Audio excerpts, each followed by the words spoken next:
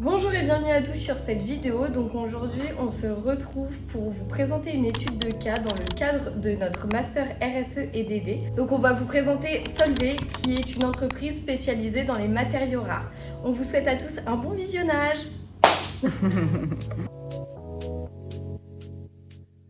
Nous sommes ici aujourd'hui pour vous présenter notre rapport pour l'entreprise Solvay. Ça ne se voit pas forcément, mais je suis un aimant. Je suis un aimant de moteur de véhicules électriques et ma mission s'achève très bientôt et comme beaucoup d'autres aimants, je vais finir à la poubelle. Alors non Céline, sache que tu n'es pas obligée de finir à la poubelle, tu n'es pas un déchet, tu as encore de la valeur. En effet, Solvay peut mettre en place des solutions innovantes pour faire en sorte que tu sois recyclé et qu'il ne finisse pas à la poubelle. Mais Céline, est-ce que tu peux m'expliquer un petit peu le secteur d'activité de Solvay? Alors en l'occurrence sur le marché, on s'est donc consacré aux terres rares, qui est le marché de prédilection de Solvay, qui est un marché sous tension. On a actuellement la Chine qui a un monopole, en tout cas quasi-monopole sur le sujet, puisque ce sont les premiers producteurs de terres rares. Ils détiennent à peu près 70% de la production et la quasi-totalité du raffinage. En 2010, ils ont baissé leurs exportations de 40%, ce qui a créé des problématiques sur le marché avec une hausse des prix d'un coup en fait. Donc en réponse à cela, on a l'Union européenne qui a décidé de pouvoir assumer au moins 10% de ses approvisionnements et 40% de son raffinage d'ici à 2030. Il souhaite également ne plus être dépendant d'un seul pays, notamment à plus de 65%. Donc tout ça, ça donne un marché avec une demande qui est en constante augmentation, mais en même temps un contexte géopolitique instable qui fait qu'il y a beaucoup de demandes et donc également une tension sur les approvisionnements des matières premières. Kathleen, est-ce que tu aurais une solution justement pour répondre à cette problématique d'approvisionnement? Eh bien sûr, alors du coup, ce que je peux proposer pour Solvay, c'est de mettre en place l'économie circulaire.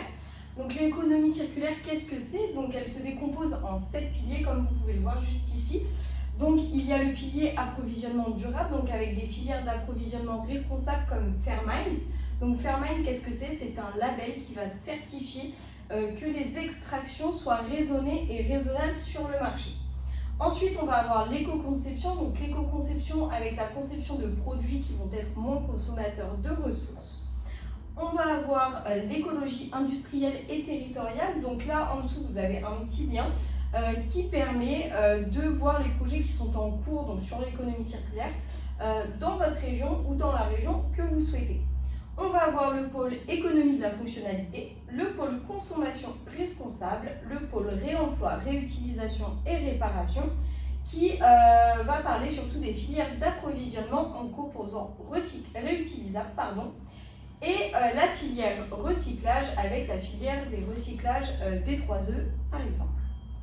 D'accord Kathleen, mais quels sont les avantages concrets pour Solvay? Alors du coup les avantages concrets pour Solvay, donc ça va être une réduction de la dépendance aux matières premières vierges, une sécurisation de l'approvisionnement, une stabilisation des coûts et une atténuation des risques de volatilité des prix, une optimisation de l'utilisation des ressources, un renforcement de la résilience industrielle, la création de nouveaux modèles économiques et pour terminer une valorisation des déchets comme ressources secondaires.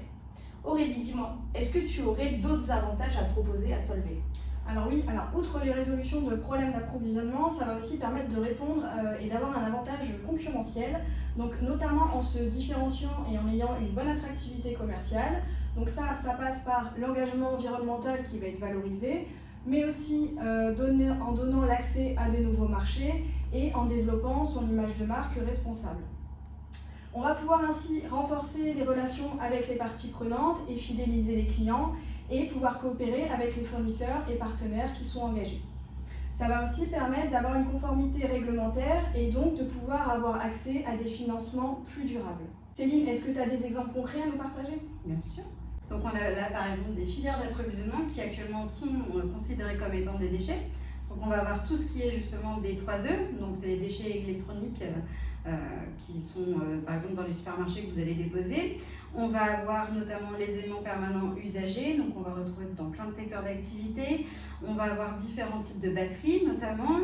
On va avoir également des résidus de production industrielle, ensuite des produits technologiques en fin de vie.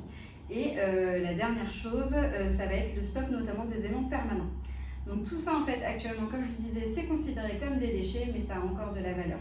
Et donc Aurélie, est-ce que toi tu vois des pistes d'action concrètes à mettre en place? Oui, alors au niveau des pistes d'action, déjà la première étape, ça serait la réalisation d'un bilan carbone pour faire un état des lieux. Ensuite, développer la R&D sur les solutions de recyclage, faire un audit des fournisseurs, des pratiques RSE et un benchmark des filières d'approvisionnement en économie circulaire. On peut aussi faire de la veille active, donc pour surveiller tout ce qui est évolution réglementaire et ainsi s'y conformer. Et enfin, on va communiquer et valoriser l'image de marque. Une fois toutes ces actions réalisées, on va pouvoir aussi avoir des actions de sensibilisation auprès des clients afin de valoriser justement l'image des produits issus de l'économie circulaire. Kathleen, est-ce que tu vois des freins au déploiement de ces démarches ? Alors oui, bien sûr, il va y avoir des freins et des points d'attention à prendre en compte. Déjà, certains composants peuvent être difficiles à extraire. Il peut y avoir des manques d'infrastructures, mais également une perte de qualité des minerais en fonction de l'extraction qui va être effectuée. Les coûts initiaux vont pouvoir être élevés. Il va y avoir un retour sur investissement qui peut être lent, une fluctuation du marché des matières recyclées. Il peut y avoir une complexité de la chaîne d'approvisionnement, une dépendance aux fournisseurs. Il faudra faire très attention à ça pour ne pas être dépendant. Pour les lois et les normes, donc les règles ne sont pas les mêmes en fonction des pays. Il y a des complexités des normes et des certifications en fonction des pays, donc il faudra bien se renseigner avant d'aller extraire dans certains pays ou demander les extractions à nos fournisseurs. Mais du coup Aurélie, est-ce que tu pourrais présenter un petit peu notre groupe ? Oui, alors nous c'est Trio Carbone, donc on est un cabinet de conseil spécialisé en RSE créé en 2024. Nos missions, ça va être l'accompagnement justement aux entreprises pour le déploiement de leur démarche RSE. Donc on a plusieurs domaines d'expertise, donc on va faire du bilan carbone et d'analyse, mais aussi travailler autour de tout ce qui est économie circulaire et gestion des ressources, mais aussi innovation durable et stratégie, conformité aux réglementations en vigueur, etc. Voilà, ensemble construisons une industrie plus verte et plus résiliente. Et nous avons terminé. Merci de votre attention. Aujourd'hui, nous vous présentons l'étude de cas de l'entreprise Solvay, qui est un fabricant de produits à base de terres rares. Bienvenue au projet de transition Solvay À horizon 2030. Chez Neoterra, on ne cherche pas plus loin, on cherche mieux. Solvay ne peut plus dépendre d'un modèle linéaire et fragile. 70% des terres rares sont produites en Chine. Et si demain, on n'en avait plus ? Et si vos déchets devenaient la clé de votre transition énergétique ? Réinventer le progrès en liant science, innovation et durabilité, voilà ce que nous vous proposons. Alors Marina, est-ce que tu peux nous expliquer un petit peu le marché des terres rares, s'il te plaît ? Alors, le marché des terres rares répond à un besoin au niveau de l'industrie automobile avec les voitures électriques, les technologies comme les ordinateurs portables, les téléphones et les énergies renouvelables comme les éoliennes. C'est un marché international avec une forte croissance, avec des processus d'extraction et de traitement complexes. Il faut savoir que 70% de la production mondiale est détenue par la Chine, ce qui entraîne des variations de prix et des risques d'approvisionnement. Ludivine, peux-tu nous parler des enjeux concernant ce marché ? Alors, on en décèle deux principaux. Donc, tout d'abord, on va avoir les enjeux géopolitiques, donc liés notamment à la dépendance à la Chine, qui vont entraîner des risques de tension ainsi qu'une instabilité des prix. Ensuite, nous avons les enjeux stratégiques, où là, l'objectif va être de sécuriser nos approvisionnements et l'indépendance technologique et industrielle. Alors, pour répondre à ces enjeux, on a identifié justement les opportunités de l'économie circulaire. Marina, est-ce que tu peux nous parler un petit peu plus de cette solution ? Et si vos déchets devenaient la clé de votre transition énergétique, il faut récupérer, réutiliser, recycler et réduire les déchets, ce qui va permettre de sécuriser les approvisionnements, de réduire la dépendance à l'importation, également de limiter l'exposition à la variation des prix et de réduire l'impact environnemental. Mais Ludivine, l'économie circulaire pour Solvay, plus précisément, c'est quoi ? Alors, pour Solvay, il y a plusieurs solutions à mettre en place. Tout d'abord, on va avoir les procédés à faible impact. Donc là, ça va réunir les solvants verts et on a également ce qu'on appelle le bioraffinage. Pour représenter un petit peu ça, c'est un peu le même principe qu'une raffinerie de pétrole, sauf que là, à l'inverse, ça va être avec des matières végétales. Donc toujours pour produire divers types, mais en fait à partir de biomasse telles que des algues ou des déchets agricoles. Ensuite, on va avoir les substituts qui vont être des alliages sans terres rares. Donc là, on va l'appliquer plus sur des composants sans aimant. Au niveau des composants à aimants, ça semble un petit peu moins applicable.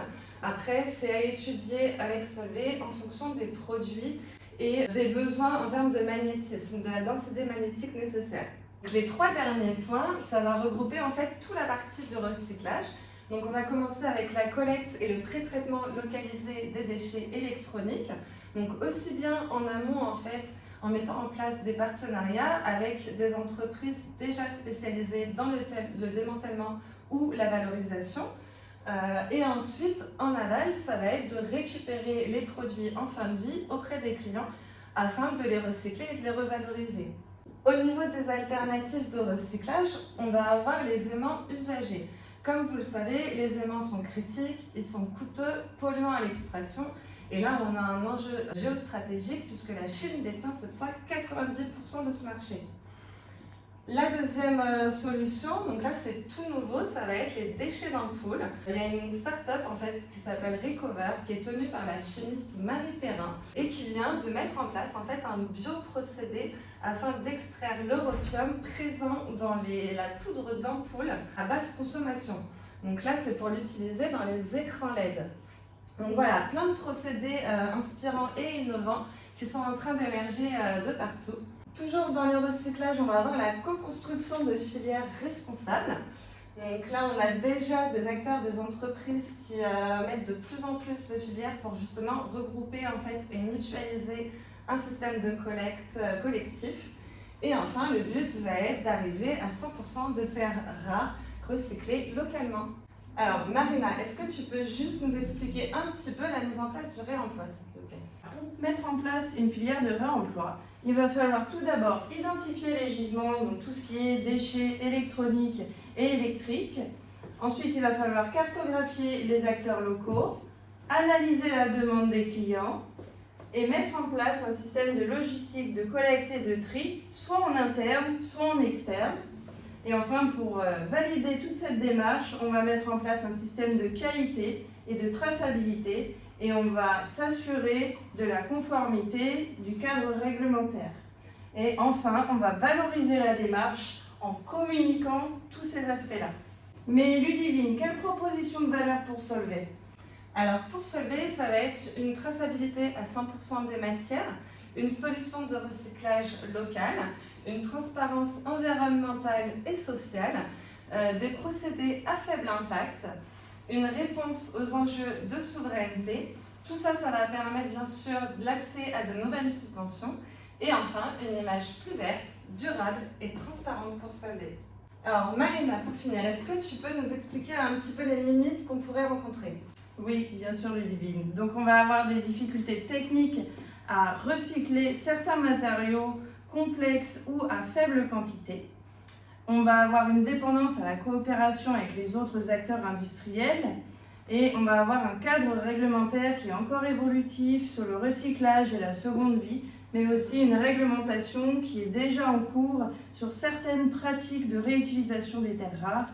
Et enfin, il y a aussi des contraintes technologiques liées à l'efficacité des procédés de récupération et de purification. Alors pour conclure, réinventer le progrès en liant science, innovation et durabilité, c'est devenir un acteur de l'économie circulaire, pionnier sur le marché des terres rares recyclées et enfin sécuriser ses approvisionnements. Neoterra est la solution d'accompagnement la plus adaptée à votre besoin. Car notre cabinet de conseil en RSE, développement durable et ressources humaines vous accompagnera au changement sur un modèle innovant, plus vertueux, plus durable et économiquement viable. Ludivine, peux-tu leur expliquer nos valeurs? Alors, chez Neoterra, nous avons 3 valeurs qui sont le renouveau, la responsabilité et l'enracinement humain et éthique. Ça vient à la base du terme grec néos, qui veut dire en fait nouveau, renouveau, changement, innovation. Ensuite, on a Terra qui va être tout le rapport à la terre, à l'enracinement, mais en fait pas uniquement. Il y a tout l'enracinement humain et éthique aussi qui est important. Et enfin, il en va de notre responsabilité de vous accompagner tout au long de vos projets. Et pour finir, Marina, est-ce que tu peux nous présenter notre offre de service, s'il te plaît? Alors, on va proposer la réalisation de bilan carbone et la mise en place du plan d'action. On va avoir l'accompagnement à la CSRD, le reporting RSE et la durabilité, et enfin les conseils et les solutions en ressources humaines. Merci à vous. Merci à tous d'avoir regardé cette vidéo, on espère que ça vous a plu et n'hésitez pas à liker, partager et vous abonner à Formaflow. À la prochaine.